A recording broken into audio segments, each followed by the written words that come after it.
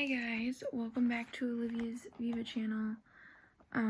Sorry I fell way behind on Viva's, but this is week 9's Viva. Crazy. I'm working on it though, so hopefully I'll get them done by next week, all of them. Time to actually do Viva's. Okay, so week 9's question was, how did Neo-Darwinism ideas shape the European approach to colonialization? So Darwin actually had a lot of important affirmation about nature of human experience and morality, intelligence, and race, which we don't normally think about. What are some of his ideas, you might ask? So some of them are, we looked at Adam Smith, who was kind of the first one to say that self-interested behavior was better for a community, because the more people that are working on themselves and making themselves better, then they are going into the community and just living their normal lives. And so it kind of makes the community better if you are more self-interested in yourself and how you can be better versus fixing the community and other people. So Charles Darwin kind of takes Smith's ideas and he goes a little further with them, and he says competition not only improves life in the present, but improves life in the future. So he was saying that, the more we can improve yourself and, be more fit, be more intelligent, have better morals, even race experience, all that kind of stuff can really affect how the community is in the present, but then also how the community is in the future. So he uses competition. He says that it ensures that the strongest genes are passed on to the next generation. So we can see Darwin's ideas in his book called The Descent of Man.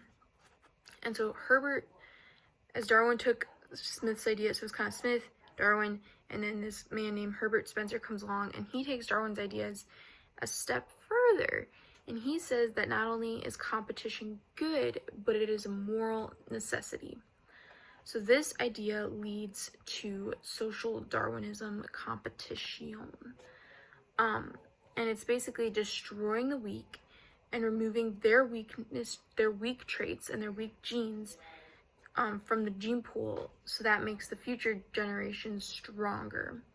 And we can call this idea Eugenics. So if we look at it, in 1871, Darwin wrote his book, The Descent of Man.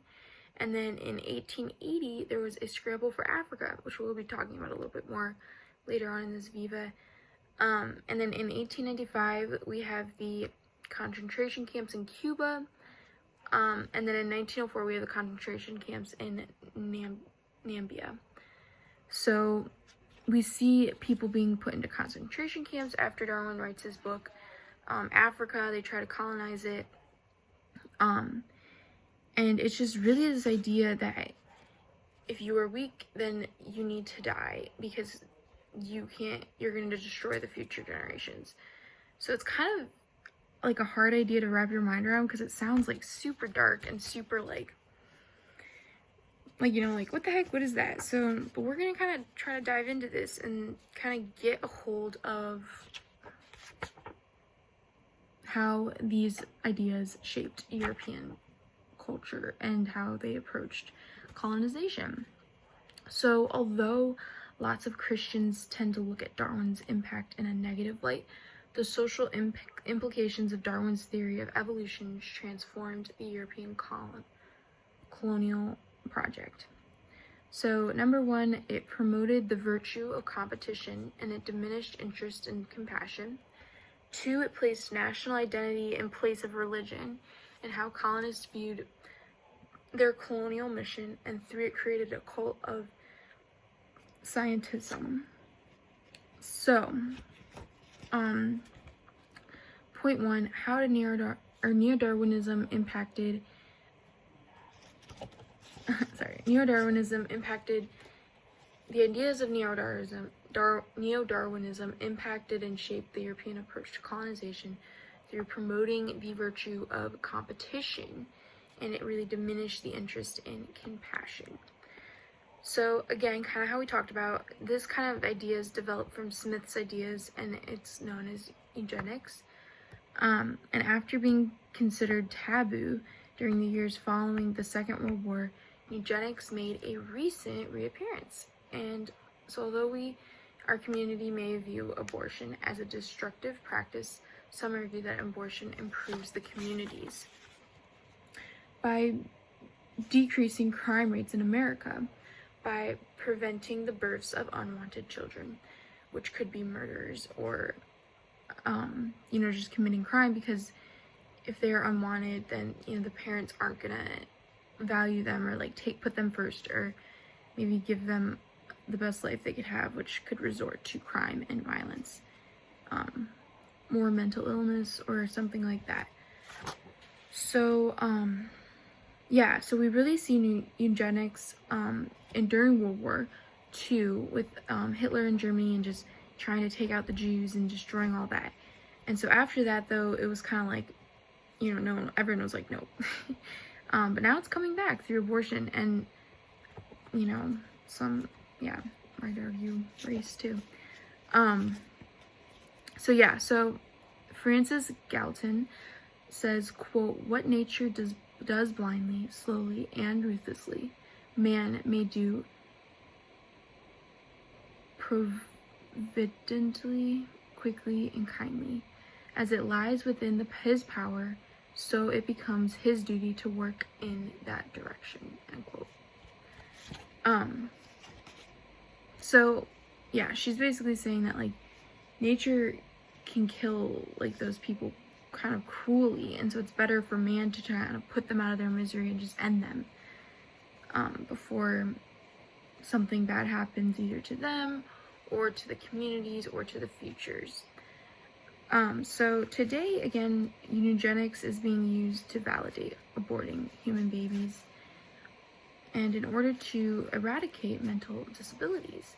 So we kind of talked about this, again, they validate it through crime rates and, so that we don't have as much crime. And they also validate it through babies that might have mental disabilities or physical disabilities that we should not be having in our community, which is awful. So Iceland claims that they have eliminated the issue of children born with Down syndrome by aborting virtually 100% of Down syndrome positive features in positive fetuses. So they just, if your baby is Down syndrome, they abort it, and it's awful and sad.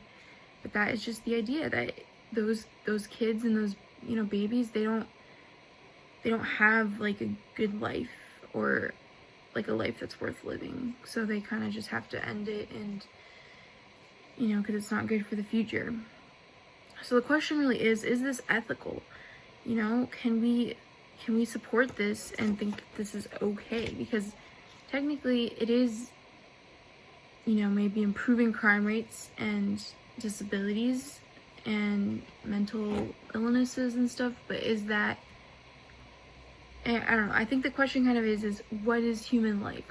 What is the value of human life, because if it's just, everybody's cells and we were all bang mistake, then why not, kill off the weak and make humans stronger in the future? So, good question. Is it ethical? I don't know. Let me know in the comments. But now we're just going to dive into our second point on how the Neo-Darwinism ideas shaped the European approach to colonization. So, Darwin's theories placed national identity in place of religion and how colonists viewed their colonial mission. So scholars such as Bree Diamond and Donald Lynum argue that the rates of violence and individual IQ go hand in hand. So Lyman says that, quote, those who committed serious delegate acts scored 8 to 10 IQ points lower than those who had not, end quote.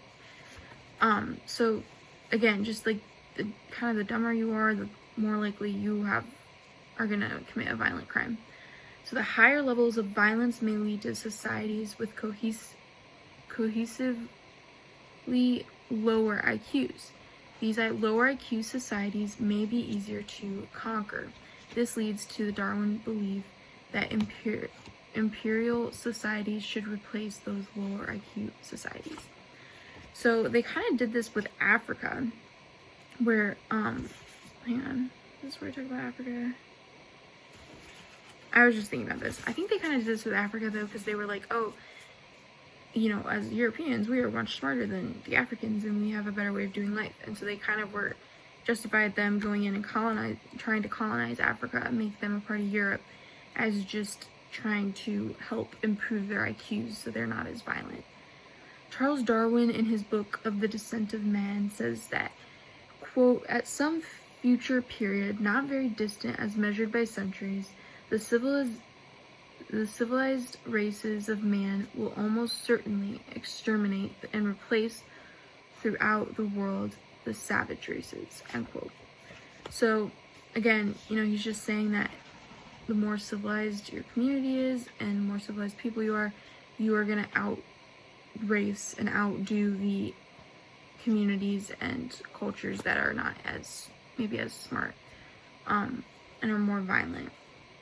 So, again, as Christians, we may consider Darwin's theories as insensitive and inhumane because they sound insensitive and inhumane. But, however, if you look at these views strictly through a scientific lens, humans can be viewed simply as animals of differing species in consistent competition with one another. In the words of General Friedrich von Bernard, I think. He was a Persian general and he's a military historian. He says, quote, war is a biological necessity, end quote. So, again, humans are just violent. We're violent. We like to beat people up. So,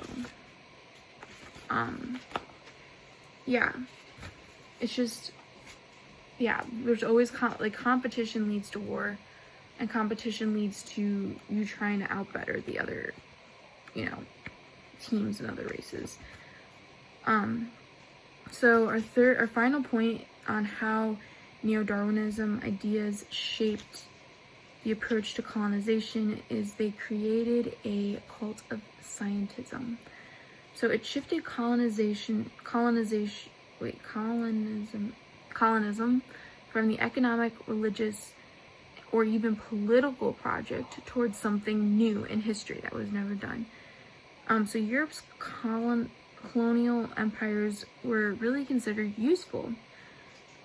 The English Scramble, which we kind of talked about a little bit before, it happened in 1880. So this was kind of right after, because Darwin's book was written in 1871. So this was about 9 years after Darwin's book had come out. The English Scramble.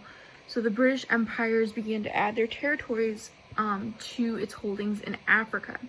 So this was like a scramble for Africa. And it was a, quote, a period of intensifying conflict that emerged due to European claims to African territory during the new imperialization period, end quote.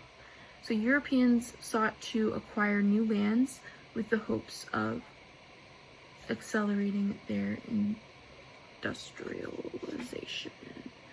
So, again, we talked about this a little bit before, but this scramble for Africa, like everybody just wanted to get Africa because they thought that Africans were just violent, savages. We can see this through the book of Heart of Darkness, and also through Things Fall Apart, kind of during the same period, two different takes, you know, and so it's just interesting. Cecile Rodins, a British politician, says, quote, "We have clearly come out on top in the struggle for existence and have proved ourselves to be the most likely instrument of the divine plan to spread justice, liberty, and peace over the widest possible area of the planet," end quote. So again, Europe and I think it was mostly England, British people, am I right? They wanted to make the future races and future generations better by eliminating the dumb people, the not pretty people, different races they didn't like, you know, like Jews, Africans during the scramble. And so it's just like, you know, crazy time. So we can see Leopold II was the King of Belgium from 1865 to 1909.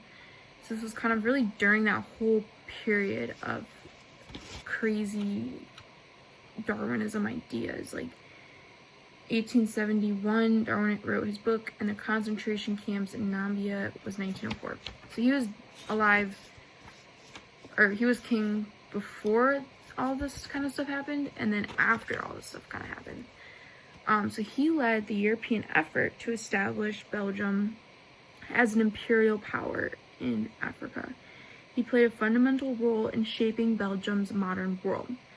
And so although he had a huge role in shaping Belgium, he was responsible for the widespread aristocracies committed under his rule against his colonial subjects. So he was just really responsible for people taking advantage of other people, I guess you could say. And this just really shows you the importance of valuing human life and understanding the value of human life. And it's not just, you know, people who look a certain way or have, you know, disabilities or mental issues or even criminals. You know, we're all humans, and so that should be the line where you don't have to, you know, end people's lives or try to take over their lives just because they have a different way of doing something, or they're not as smart or not as capable of stuff, you know. So although lots of Christians tend to look, though, at Darwin's impact in a negative light, the social implications of Darwin's theories of evolution has transformed the European colonial project. And it did this through promoting the virtue of competition and diminished the interest in compassion. It placed national identity in place of religion, and it created a cult of scientism. That was it for week 9. I'm coming with week 10, 11, and 12, and I will see you guys next time. Bye.